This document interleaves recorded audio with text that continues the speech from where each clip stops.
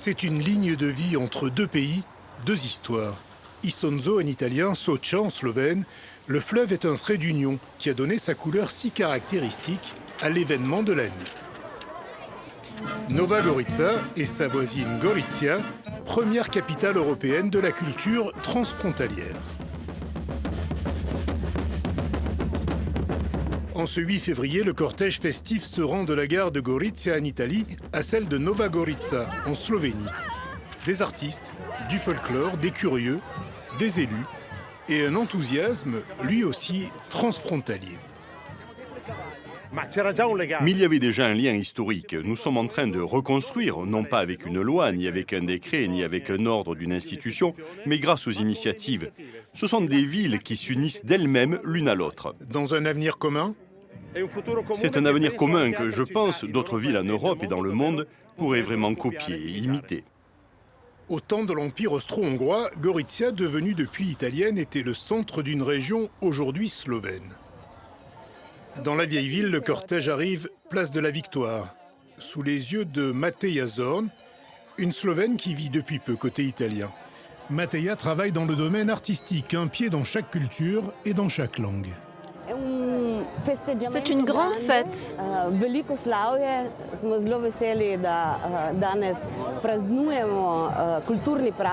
C'est une fête de la culture slovène, mais aussi dans ces deux villes ensemble. L'ouverture de la capitale de la culture Gorizia et Nova Gorica ensemble. Ce jour-là, fêtes et rencontres se diffusent partout en ville. L'occasion pour Stoyan Pelko, le directeur de la programmation, de constater que le slogan de l'événement « Borderless, sans frontières » n'est plus une utopie. Les pays ferment leurs portes. Et mon ami Neda Rusiambrit, qui était l'idée créatrice au début, dit toujours « Go borderless », qui est notre slogan. Peut-être que ce n'est pas la réalité, mais c'est une vision. Et vu toutes les réactions des gens qui viennent ici ce week-end, il y a beaucoup de gens qui croient en cette vision. 15% des 35 000 habitants de Gorizia sont slovènes. Boris Peritz, né à Venise de parents slovènes, vit à Gorizia depuis 50 ans. La ville a changé dans une première phase, avec un léger déclin après la crise de la Yougoslavie, puis une renaissance avec la naissance de la Slovénie. Donc la ville évolue, et elle évolue bien, je dois dire. Je suis très content de l'évolution de cette ville. Au siège de la société financière slovène qu'il préside, héritière d'une banque agricole, Boris détient une partie du patrimoine historique de la communauté. Ce sont principalement des documents de la communauté slovène de Gorizia, des institutions financières de la communauté slovène, du temps de l'Empire autrichien en passant par la période du fascisme jusqu'à pratiquement aujourd'hui. Les liens transfrontaliers sont aussi économiques et ils se renforcent depuis l'entrée de la Slovénie dans l'UE et l'espace Schengen.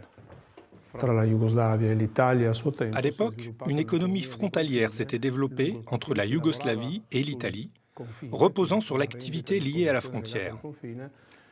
Avec l'évolution de cette frontière, sa restructuration, c'est devenu quelque chose de différent, de nouveau, avec une intégration de plus en plus naturelle. Ainsi, les investisseurs italiens vont en Slovénie, les investisseurs slovènes viennent en Italie, et un marché, entre guillemets, normal est en train de se créer.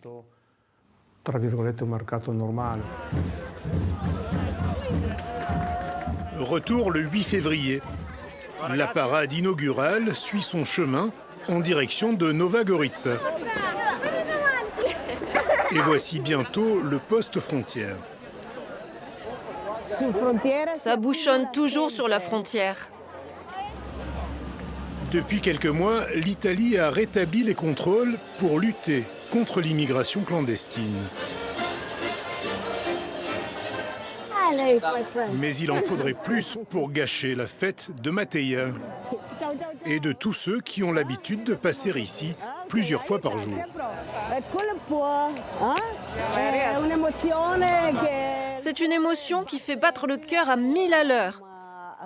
Mais oui, la frontière fait partie de nous, mais aussi de notre façon de penser, de la manière dont nous sommes émotionnellement liés les uns aux autres.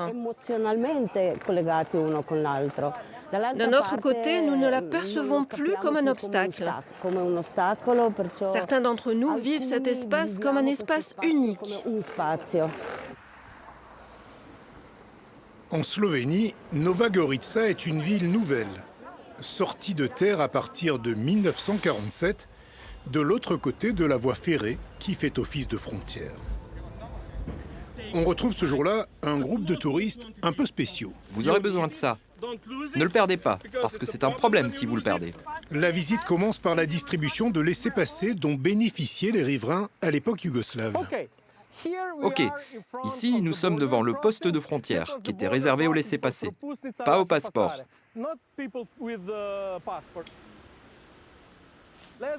Et maintenant, nous allons traverser par un passage de frontière illégal. Les visiteurs vont se mettre dans la peau des contrebandiers de l'époque.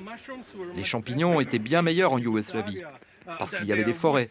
Donc on pouvait trouver des champignons en Yougoslavie, et vous allez passer les champignons en contrebande en Italie, et nous les vendrons. Et ils traverseront au signal du passeur.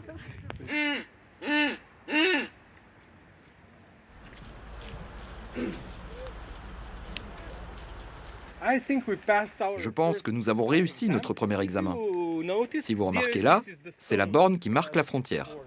Une fois les produits yougoslaves passés en Italie, ils font le chemin inverse, chargés de nouveaux trésors. Le café, c'était une des choses les plus intéressantes à passer d'Italie vers la Yougoslavie. Ça représentait une fortune. Mais au poste frontière, le douanier yougoslave est en alerte. Avez-vous quelque chose à déclarer? Une situation qui rappelle à cette habitante de Gorizia un passé pas si lointain. Vous me donnez une partie de vos marchandises interdites et moi je ferme les yeux.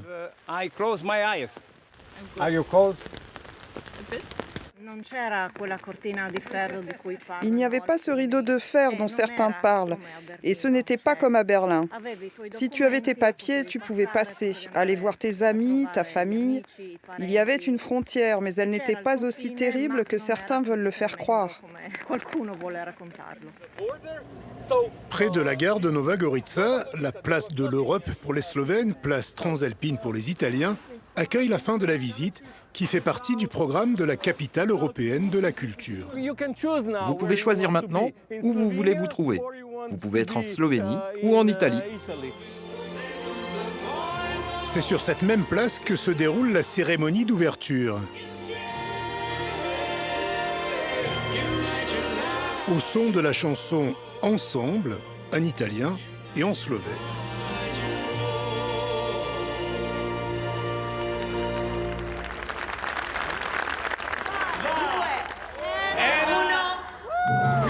En présence des chefs d'État des deux pays et des maires des deux communes.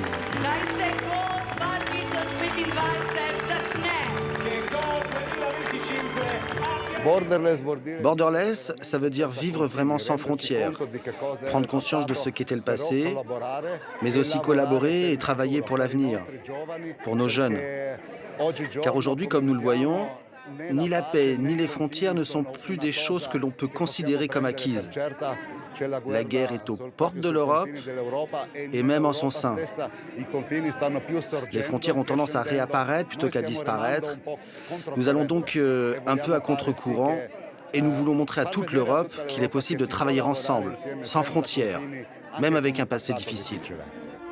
Et après une histoire tourmentée marquée par la chute de l'Empire austro-hongrois, le fascisme mussolinien et le régime de Tito, les habitants semblent aspirer à cette entente cordiale.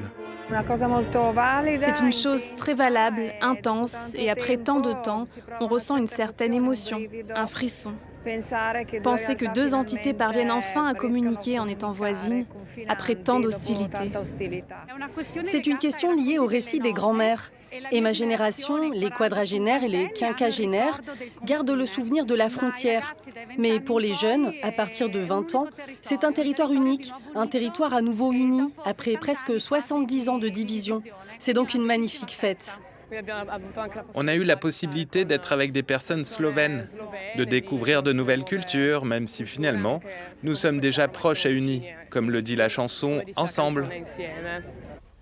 Ces problématiques, Boris Peritz les connaît bien. Et cette notion de territoire unique, rendue possible par l'entrée de la Slovénie dans Schengen en 2007, n'était pas évidente pour tous. La capitale européenne de la culture est en quelque sorte une mise au point. D'un côté comme de l'autre, il y a encore des limites. Il y a encore, des frictions qui s'estompent progressivement. Mais lorsque l'administration publique prend une direction, c'est-à-dire qu'elle décide politiquement d'emprunter un chemin, et dans ce cas, elle a envoyé un signal extrêmement fort, tout le monde s'adapte. Même ceux qui sont opposés ne peuvent plus l'être, car le projet est si vaste que l'on ne peut pas être contre. On ne peut pas aller à son encontre. Et c'est cela la chose révolutionnaire d'après moi. L'association slovène de promotion du cinéma Kino Atelier a ses bureaux en centre-ville de Gorica, l'italienne. C'est ici que travaille Matej Zorn, entre deux langues et deux cultures.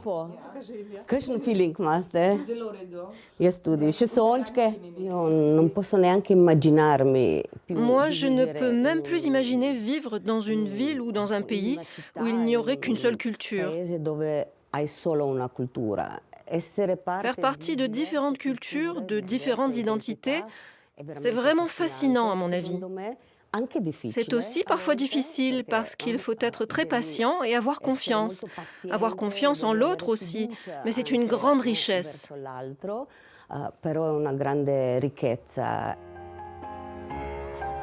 Jusqu'à la fin de l'année, les deux villes vont vivre au rythme des événements culturels autour de 4 thèmes.